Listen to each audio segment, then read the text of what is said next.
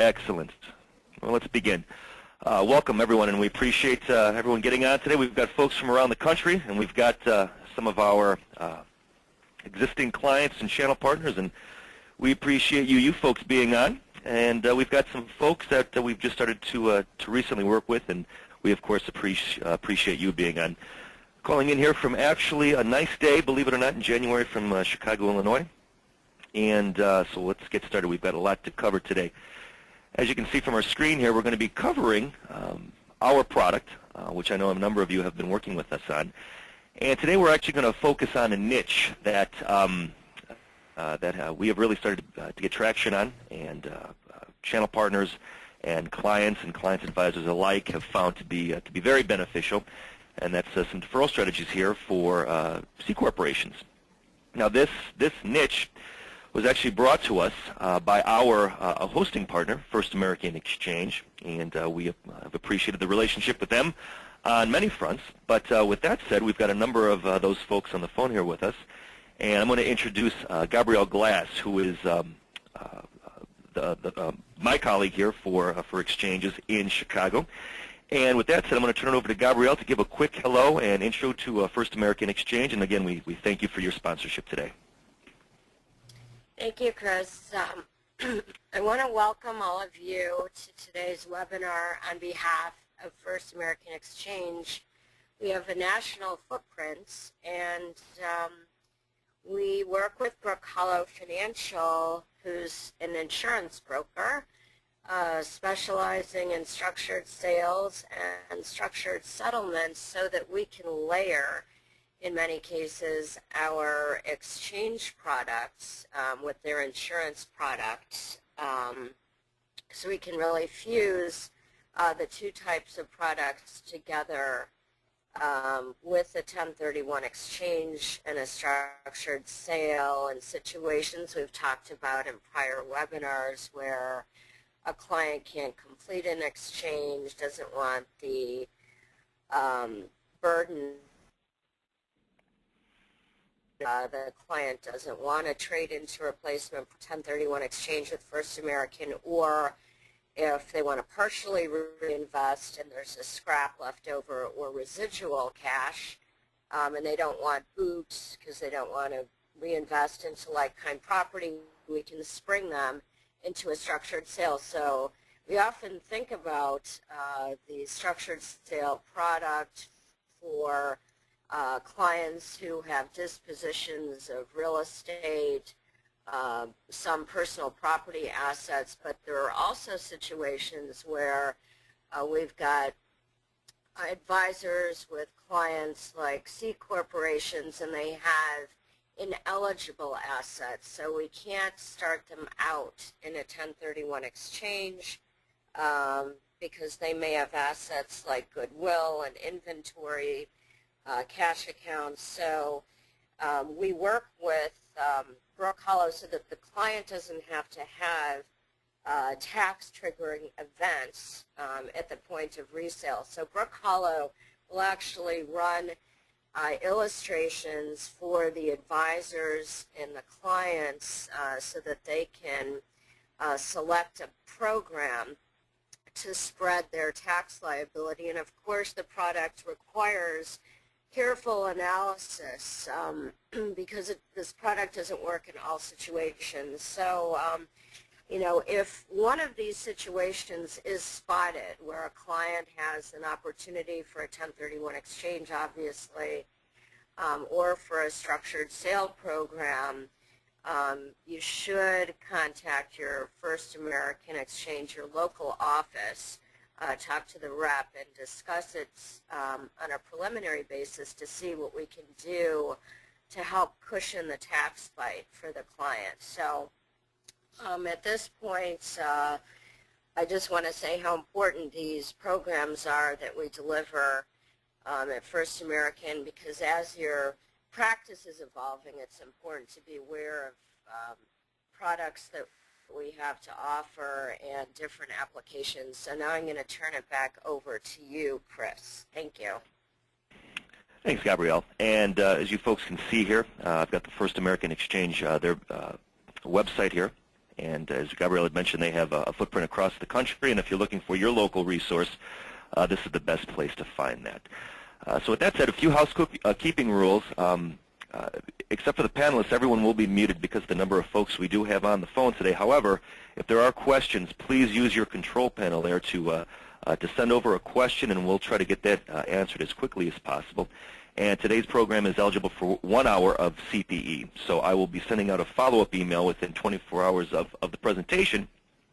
And then for the tax advisor folks on the phone, if they could return that, we'll make sure you get your CPE completion certificate. So with that said, let's jump right into this. Just a little background on us. We are not a legal firm or a tax firm. However, we are CPAs and attorneys and deferral and exchange specialists. And here's my main colleagues and our principals here. And two of these folks you'll be hearing from today, Brian Michaels, who is our general counsel and a number of years on the real estate tax and law side. Same goes with Joe Papel, who's our CFO and CPA, and he's going to be going through a very impressive spreadsheet that, as Gabrielle had mentioned, shows to the penny what our program can help, or where it can help the client. So with that said, we do have, and this entire staff is available to you as the advisors, and then of course to the clients as well. So today's agenda, let's go through this. We'll go through a quick structured sale preview. I'm going to turn it over to my colleague, Brian Michaels, to talk about the tax consequences on the C Corp situation. And then a number of you have already seen this, but to make sure we're all on the same page, I'm going to go through a very brief summary of the tax code that allows for this product. And then the detail on the structured sale, the actual product and what that looks like. I'm going to turn it over to Joe Papel, our CFO, to go through the spreadsheet, which is actually the client deliverable, breaks everything down in black and white to the actual number and percentage of help that we can offer the client, and then a couple of other a summary of strategies where the structured sale can come into play. And as mentioned, the question and answer. Please, at any time there's any questions, feel free to type that in, and we'll get that answered as quickly as possible. Okay, so obviously, let's walk here before we run. What's wrong with receiving a large lump sum of cash? Well, in my book, not a lot, except this person cometh and taketh away. And this is where it gets interesting. For C Corps, he or she cometh and a lot of times taketh again, and that's where we come into play. So where's the opportunity? Actually, obviously, the taxpayer or payers or entity is selling the corporation for taxable gain. God love them. And what are the options for that taxpayer? Well, they can obviously take the money, and then as we're talking today, to try to avoid taking that money and having to pay all those taxes. And then, as Gabrielle mentioned, there's the exchange side, but that is only going to work on the real estate portion. Goodwill proceeds are not an exchangeable asset. So there's some work if some of that sale involves real estate. But other than that, that C Corp goodwill is going to get that tax bite. So again, just setting this up, some of the benefits of offering the structured sales, the product we're talking about today, to your clients. A deferral strategy, obviously, where maybe you or the client wasn't aware that this could be done, or they maybe thought they were eligible for an exchange, and obviously these proceeds are not exchange eligible. And for you as the advisors, helping the client and helping get the deal closed. Our product comes into play a lot as an exit strategy in helping all sides come to a happy conclusion for the transaction. And again, for the advisor, bringing another tool to the table is always good for building your side of the business. And then, without saying, of course, the additional consulting work that would come with offering this product and walking your client through it. So with that said, I'm going to turn it over to my colleague, Brian Michaels, to talk about the tax side. So with that said, Brian, take it away. Morning, Chris. Good morning, everyone. Morning, Brian. And Chris just said this is what I'm going to cover, so we can go on to the next slide. Sure. But yeah, what I'm going to talk about basically here is the tax consequence. Often when we're talking about selling assets, capital gains assets, it's an individual, some sort of entity that is able to take advantage of the capital gains rates. And what we hear a lot is that and you do too, is that, well, you know what, the capital gains rate's only 15%, and as we've been hearing, it's kind of a low rate, and why don't I just pay the tax? The rate's going to go up, and as a matter of fact, I just heard a little bit about that on the radio this morning too. But like it says on there, not so fast. And as Chris was saying earlier, this presentation today is focused on a very fine niche, and that's C corps and the sale of assets in a C corp. And it really is a problem and presents an opportunity for all of us. And that problem is that C corps don't get the advantage of the capital gains rate. So when a C corp sells, when the C corp actually is the seller, the owner, and the seller of the property, they pay tax on whatever their marginal rate is. And we have the schedule there, so you can see it is 15% at the first $50,000 of income. Jumps up at $50,001 to 25, quickly goes up into the 30s. And so you can see that when we're talking about a C corp and the C corp selling those assets, it's really not 15%. Let's go to the next slide. Sure.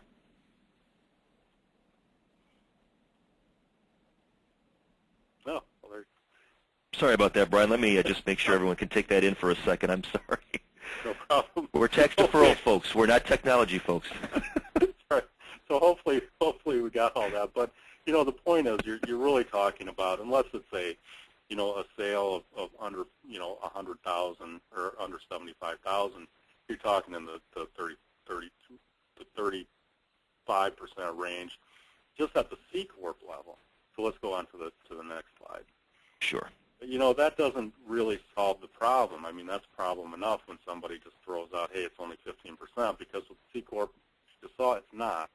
With the C corp, you actually have double taxation, because the C corp, and let me distinguish, and I know we probably all know the difference, but with corporations, basically you have a C corp, which is a regular corporation, then you have S corp, which has made an S election, or subchapter S election, which means that basically the corporation's taxed at an individual's level. Now here we're talking about C corps, those corporations that were set up as corporations, have always operated as a regular tax corporation, and the C corp is a separate legal entity, taxed as that entity with their own taxation rules. So what happens is, and a lot of you, I'm sure, own stock in, say,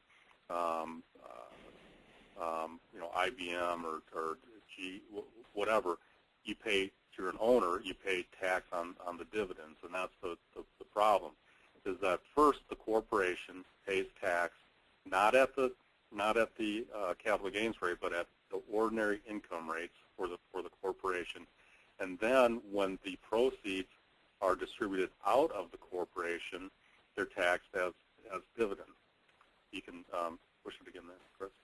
Sure. On here. And one more. So there you go. So what you have, and what I'm kind of probably beaten to death here, is that you have two layers of taxation. You have the corporation, let's say, owns a piece of property. The corporation sells it. That gain, or let's say it's even goodwill, whatever it is, that gain is taxed at the corporate rate. Let's say that's around 35%. Then the client wants to take that money out and then distribute it. It's taxed again. And typically the distributions from a C corp are taxed they're taxed as dividends, and usually at the capital gains rate of the individual, which, so if it's a qualified dividend, and typically they are, which would be another 15%. So we can go on to the next slide. So the real rate, I mean, here we have, could be upwards of 60%, and it easily could, because, keep going, Chris, a couple. Sure. this the reason it could be that is because just off the top, you have the C corp rate, right? So if you have a C corp that's owned by 1 or 2 people, so then it's taxed at 34 to 39%. Another 15% when the distribution is taken out. So that's 35, 45, 50. You have state tax on top of that. Could easily be, in the 5 to 10% range. And then at the individual level, you could have, different phase-outs, alternative minimum tax, all that sort of stuff. So when a client says, especially with the C corp, which is the niche we're talking about today, I'm not concerned about it because it's only 15%. It's really important to take a pause, take a step back, and say, it's a C corp. Let's really take a look at this. And that's what we do with our partners, is work through the transactions with them and their clients, and say, does deferral make sense? Let's go to the next slide, which I think is where you take over, Chris. Yeah, thanks, Brian. A nice summary there, and I think Brian hits it on the head on that last point, where our job is to work with you and the client to find out if this, first of all, if it does make sense wherever the taxpayer's situation stands. That's where we get involved to help run through the numbers, help with the interview of the client, and again, just to see if and where we can help. So with that said, we're going to take a step back, talk a little bit about the product, and this product starts with the tax code that it bumps up against, which is installment sale, which is Internal Revenue Code 453, which if I'm sure a number of you have already worked with this, but it's been around since the mid-30s. It's a very meat and potatoes tax code that folks have been taking advantage of for quite a while. And what is it? It's disposition of an asset,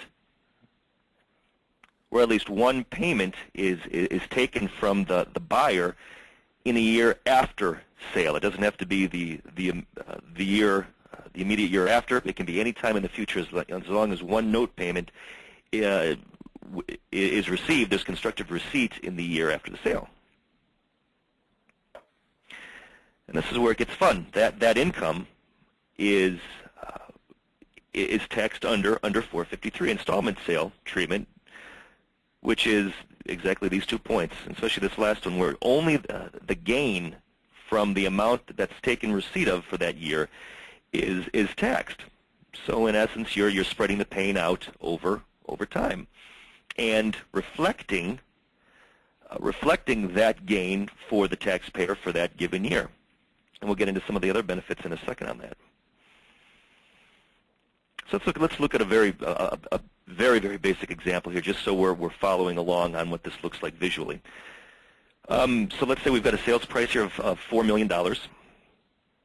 And in the first example, it's a cash sale for the C corporation. So the buyer brings to the table the cash, and the seller takes receipt of the money. And then the second scenario, we'll look at what it looks like in an installment sale treatment. So you can see here pretty much the profits of a sale here at $1 million. And we're assuming a base here. But and this is, as Brian had mentioned, this is probably a low estimate, but for a C corporation, tax rate of 40%, and again, as we mentioned, it can be north of 60. That tax is going to be $400,000. So this client's going to net $600,000 and reflect that amount for that given tax year, which again could have a number of other tax triggers involved, which we'll get to in a second.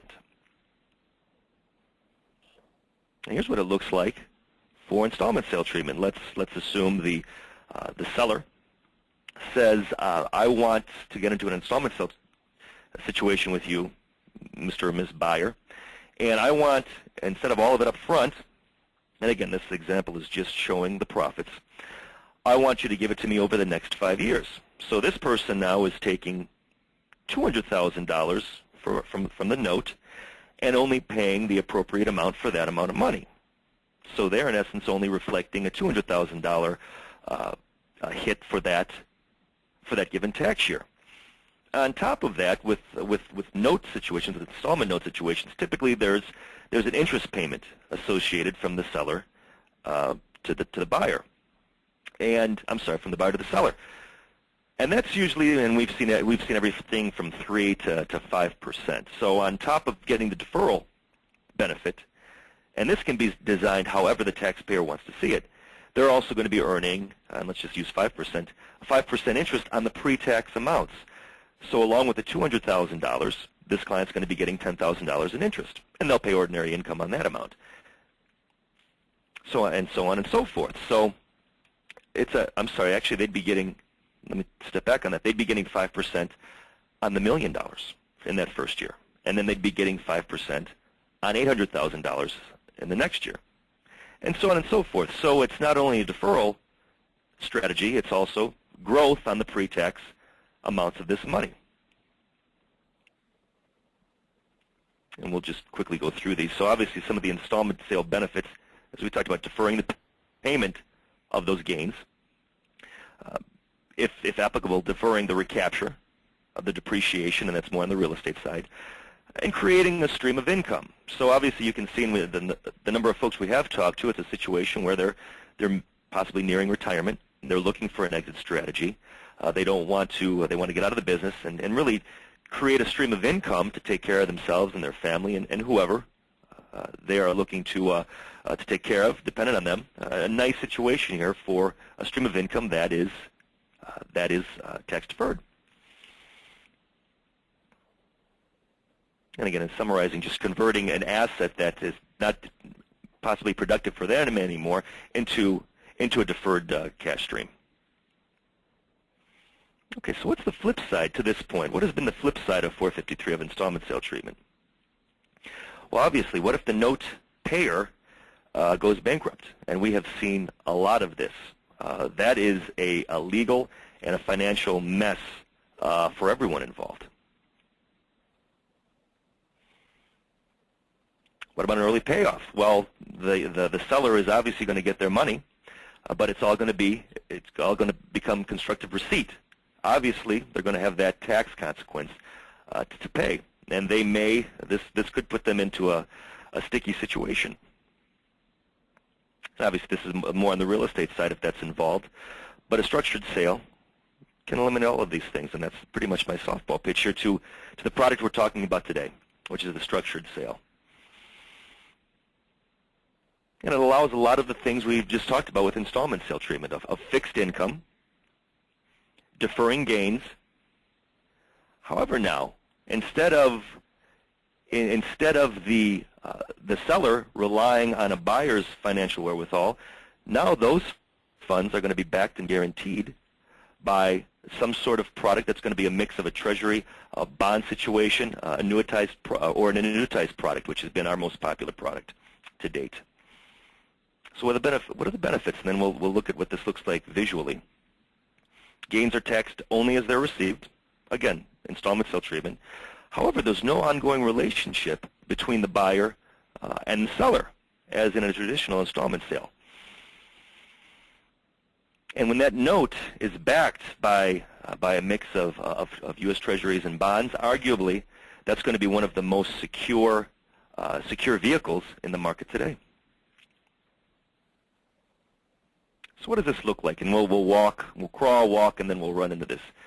So a cash sale, what does it look like? Well, buyer gives the seller cash, seller gives the buyer the asset. Fair enough. Installment sale, we just talked about this. Buyer gives the seller possibly some sort of upfront money, and then a note situation, but the seller still gives the buyer the C corp, the asset. Now, what does a structured sale look like? And we'll piecemeal this. This is a lot easier than it looks, so we'll go through this very slow. So we've got the buyer and the seller, and I'm going to use Brian, my colleague, as an example here to talk this through it. So I go to Brian. I'm like, Brian, I want to buy your C corporation, and I have an amount of cash here. And Brian says, great, Chris, let's do this. I want to do this. However, I don't want to take receipt of those funds. I am actually going to give authority for you, Chris, as the buyer, to transfer those proceeds to what's legally called the substitute obligor, which is the treasury and bond mixed product. So now I will come to that closing with my money as the buyer, but Brian has given me authority to transfer those proceeds to the substitute obligor. And for that, Brian then is going to transfer me the C Corporation, the asset. Now, Brian will have already worked with Brooke Hollow and the folks on the phone here, their advisors, to design how that cash flow is going to come out and be paid to Brian. Now, as he takes receipt of those payments are eligible for installment sale treatment. So he's only going to be paying the appropriate taxes on the amount that he takes for that given year. On top of that, there's also the interest component. So he's going to be taking those interest payments based, and this is very important, and we'll see here how it really, the significance of it in a second here on the spreadsheet from Joe, but he's getting an interest component on those pre-tax amounts every year. So that is very significant on the growth portion of this product. So that's really the structured sale in a nutshell. It's a fairly simple product, and we work with the client really from the beginning all the way through the closure. Now, obviously, this is a situation where we need to be involved before the closing because the client cannot take receipt of those funds. So it's very important that we get involved, and we always say that the sooner the better. In the summary here on the benefits that we've already touched on, the payments can be made however the taxpayer wants to see them, monthly, annually, periodic lump sums. We work with a lot of clients so that these payments are bumped. If it's a corporation, then maybe these payments can be matched to some of their other expenses. They can be matched to possibly a mortgage of a client that has some other real estate holdings, or it can just be matched to their lifestyle, whatever they want and need to see. The payments can be received for life or a period certain amount of time. Obviously, with life, and that's more on the annuitized product, that's exactly what it is. The client will be getting payments for the rest of their life. If that inevitable bus of life comes and takes them out the day after they structure it, obviously the insurance company wins. If they live to be 180, God forbid, then obviously they win. We've had a few clients do that. The majority of our clients do the period certain because of the estate planning tool, and this is especially true for individuals where they have heirs or a family that they would want to leave these funds behind to. That if something should happen before all payments are made, the remaining payments would flow into the client's estate, and then however they've directed the estate to pay out their heirs is exactly how those heirs would receive the remaining payments. And as mentioned, and this is really the interesting part of this, there is no limitation on how the cash flow is designed. So we can work with you and the client to design these payments to match whatever they need, whether it's a lifestyle, whether it's a tax situation, whatever they need to see. And that's exactly this point here. And we've helped a lot of clients stay out of some of these higher tax brackets, for individuals staying out of an AMT situation. So it's a great tax planning tool. And this last point, pretty much investing 101, money that's earning interest for you instead of going to the government obviously is a good situation. And here's just a few points for the attorneys on the line here, or really anybody interested. This is just the snapshot of the legal justification for the structured sale. And when and if this comes into play, we of course can send you more information on that. All right, moving right along. I am going to turn this over to Joe Papella, our CFO, and our CPA. And Joe, let me pull up the spreadsheet, and feel free to take it away. There we go. Fantastic. Hey, can you, this is fine. Good morning, everyone. Do you need me to blow it up a little bit here, Joe? No, this is fine. This is fine. Obviously, there's a lot of small print and a lot of different numbers, and don't worry, we'll guide you through it. When we take a look at is that we all we all understand that installment sale treatment is generally better than cash sale treatment. Obviously, we live in an environment where increasing taxes are looming. They haven't happened yet, but in general, installment sale treatment is better than cash sale treatment for tax purposes. And what we're talking about today, and obviously in the case of the sale of a C Corp to the C Corp shareholder, installment sale treatment is beneficial, and we can talk about why it's more beneficial. But what we're talking about is an installment sale that is where the cash is secure, you're not dependent upon the buyer, and it's at the option of the seller. The seller can decide what he wants to do with the money and how he wants to handle it. So when we take a look at it and analyze this, Chris, can you actually, there's a vertical split there. Can you grab that and move it to the right a little bit? That split right there. Yep, that's right. Yeah, Joe, is this what you're looking for? Okay. Yep, perfect. Okay, so what we do when we take a look and analyze this is we will take a look at what it looks like in a taxable situation, and then take a look at what the transaction can look like in a structured situation, and then compare the two. So as an example, here we have a taxable sale, and I'll just give you the assumptions. We have a company, a C corporation, that is going to be purchased for $1 million, and there is no basis of the assets inside the company, and the shareholders' basis is zero. Obviously, those are some unusual circumstances, but just for ease of the example here.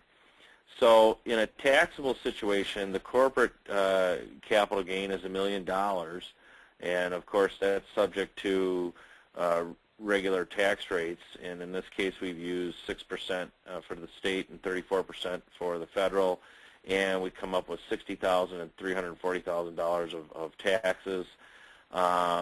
And then we have what's left, the $600,000 is presumably distributed to the taxpayer, the shareholder, excuse me, and that is subject to capital gains rates. The state 6%, federal 15%, so taxes come out again. And at the end of the day, on $1 million sale, the total tax is $474,000. Or excuse me, the cash left is $474,000. I'm not sure why the tax $466,000 should be a little higher than that. But if we go down now to the structured sale at closing, there's $1 million and no tax. The tax savings is $466,000, and as a percentage of the proceeds, which is a number that we calculate, that's obviously a very big number. It's almost like having twice as much to invest. So we will now, if you go up just a little bit, Chris, and then right there, that's good.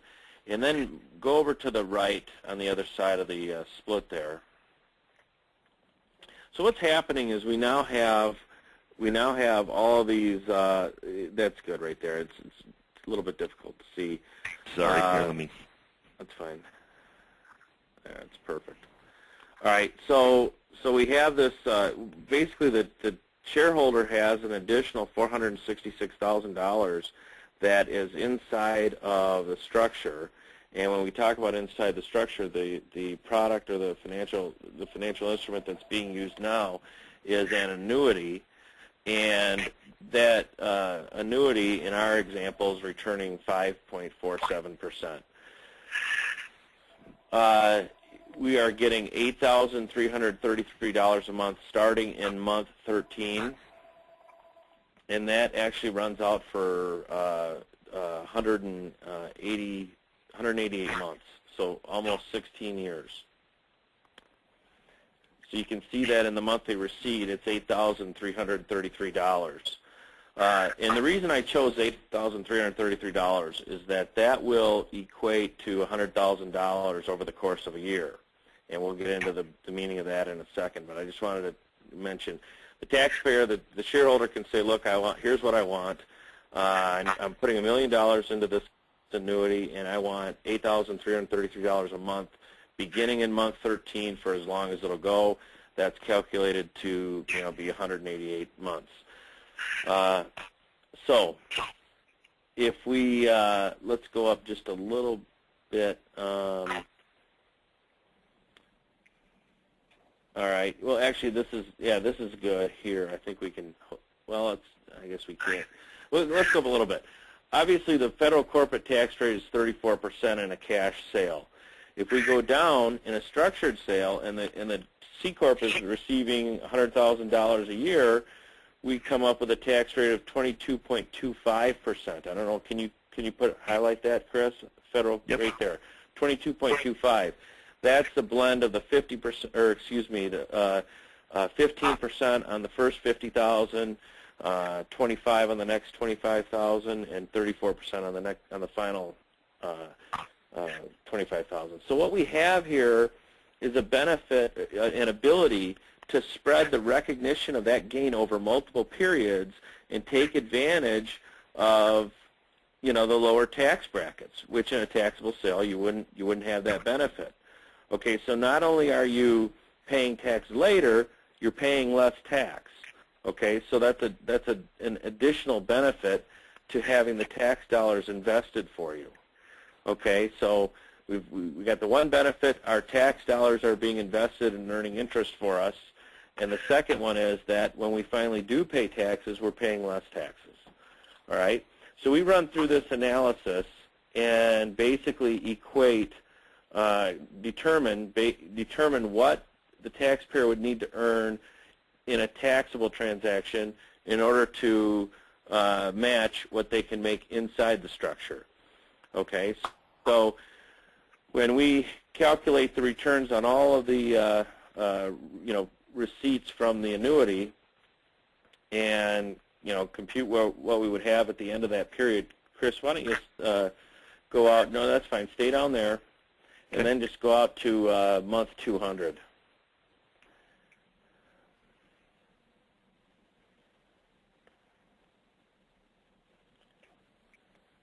I apologize for the cumbersome illustration. I'm sure this is the most ineffective way to get there. That's all right. There we go.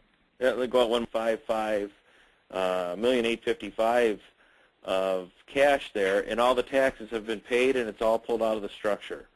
Okay, so and actually it's month 201. It's $1,869,000, and in order to have that much cash left and all the taxes paid at that point in a taxable transaction, and I'll go right up to the top, Chris.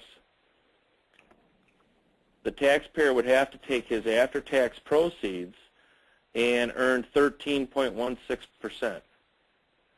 And as you can see, I mean, obviously earning 13.16% is pretty difficult to do over the course of 16 years. So, day after day, week after week, month after month. So you can see the power of the deferral here in using a structured sale with the C Corp. I'm sure there are questions or any comments. I'd be happy to answer them. But there's a lot of benefit here. Your ability to use your tax dollars to earn money for you. Your ability to spread your receipts and the amount of your taxes over time, and take advantage of lower C Corp rates. And we haven't gotten into. There's another issue. I mean, obviously, you're familiar with personal holding companies and things like that. Passive, personal holding company income, as long as it's distributed in the year it's received, that's not a problem, and that's what's assumed here. And one last thing I'll say is that if you or your client is adverse to annuities, it's possible that we can come up with other products that can produce a little better return. We've used a relatively safe investment for this example at 5.47%. And then the final point that I'll make is that not only is it difficult to find a return of 13.16 on after-tax dollars, I guarantee you none of your clients are going to find a 13.16 rate of return on something with the safety and security of an annuity. So this is a way to get a higher return for a given level of risk. And if any of your clients are nearing retirement, this is a, obviously most of the people that are selling businesses are, not most, but a good chunk of them are in this boat. It's a great return for the given level of risk. With that said, I think I've said enough for a while, so I'll turn it back over to Chris here. Great, thanks, Joe. Very impressive. Obviously, folks, there's a lot of moving parts in this transaction, and what typically happens is we are engaged with Joe is engaged with the client's CPA or tax advisors, making sure all of these numbers are to the penny and correct. And as you can see here, it really breaks it down simply for the client to exactly what they're getting. It's a great tax planning tool, at least for this part of a client's portfolio. So for the CPA folks and the tax advisors on the phone here, working with you, we will already have done this. So it's a nice tax planning tool that's for the clients. This part of their portfolio is already done. But great product, and Joe, you nailed it right on the head with that 13.16 in any market. And especially with that security is extremely hard to beat. So thank you. And we do have a question here. And let's see. How much do we charge for this? That's a great question. Right now, at this point, we are not charging for this consult. So you can give us a call. We'll walk through this. We obviously require some information from the client and from you as the advisor to make sure we have the numbers in place. And as part of my follow-up, I will send you our questionnaire so you can see exactly what we ask. But we'll run these numbers, and we are only paid then, at this point again, from the substitute obligor, whether it's a money manager or from one of the insurance firms that's annuitizing the money. But with that said, the only firms and the only product we offer is it's a no-load situation. So you'll see here the numbers we quote, this 5.47 is the internal rate of return. And this product is actually a product from, this is an Allstate life insurance annuitized product. And so the client will see this to the penny what they're getting every month with no ongoing management fees and no ongoing commissions. So, and then we are paid then from that substitute obligor. So thank you for that question. And moving right along here, looks like we're well on time.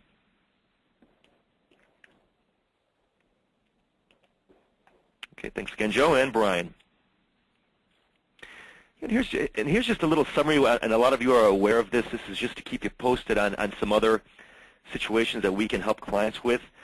And this has been our claim to fame, which we humbly call the 1031 exchange fallback, and really how the First American Exchange and Brook Hollow Financial Partnership began, is working with clients in a failed exchange. And I'm sure a number of you dealing with clients, whether it's just for businesses or if you're real estate attorney or CPA, obviously these are things that come into play where the client can't ID or fails to close within the 180 days. And again, we'll just slide through these fairly quickly. Gabrielle had mentioned earlier, Point C has been a very popular use of the product where the client has a quote-unquote scrap of equity left over where they couldn't fulfill the complete exchange, and they had leftover proceeds that were going to be taxed. So they can use 1031 and 453 via a structured sale in the same transaction. And this can also all happen within the sale of that C corp. So there can be a lot of deferral heat generated with one transaction, especially where there's real estate involved. In a failed reverse exchange, where the client cannot sell the relinquished property in time. And what we've mentioned here, non-exchangeable assets, personal residence has been the most popular, vacation homes. And you can see here, although we are very focused today on the C corp because of that double taxation, any goodwill situation where there's going to be a gain, and outside of a C corp capital gain, of course we can work with that deferral as well. Again, we just focused on the C corp today because of that massive double taxation situation. Here's an interesting one, a busted installment sale. And when we're talking with businesses, we've talked with some folks where obviously this needs to be a cash deal.